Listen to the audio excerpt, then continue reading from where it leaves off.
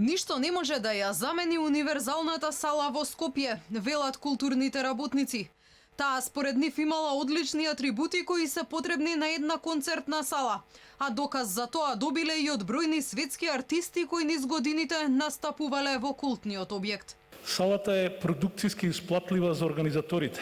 Многу лесно и многу добро се озвучува, со многу мали средства, иако никогаш немала свој собствен разглас и делумно расвета, многу лесно се осветлува.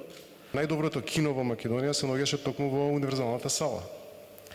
Таму се наоѓаше и најголемото платно и најдобрите проектори, подобри од оние што ги имаше кино Милениум своевремено.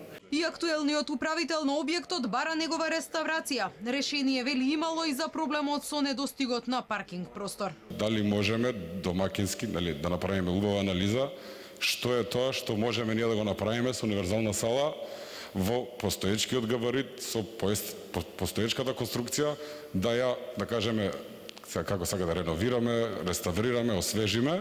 Од Асоциацијата на архитекти се децидни. Салата има емотивна вредност, но таа не смее да се проширува или пак надоградува. Дали е потребен на културната јавност таков објект, ја као архитект ќе ви кажам сигурно дека не.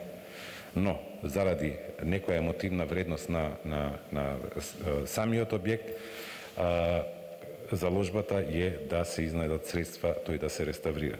Националниот координатор за култура Ала Јозовски јасно кажа е за изградба на нова сала на друга локација. Вели тој објект би требало да биде готов за 6 години. Инаку градот Скопје минатиот месец распиша конкурс за изградба на летна сцена со парк на местото на универзалната сала. Под притисок на јавноста, градоначалникот Шилегов ретерираше.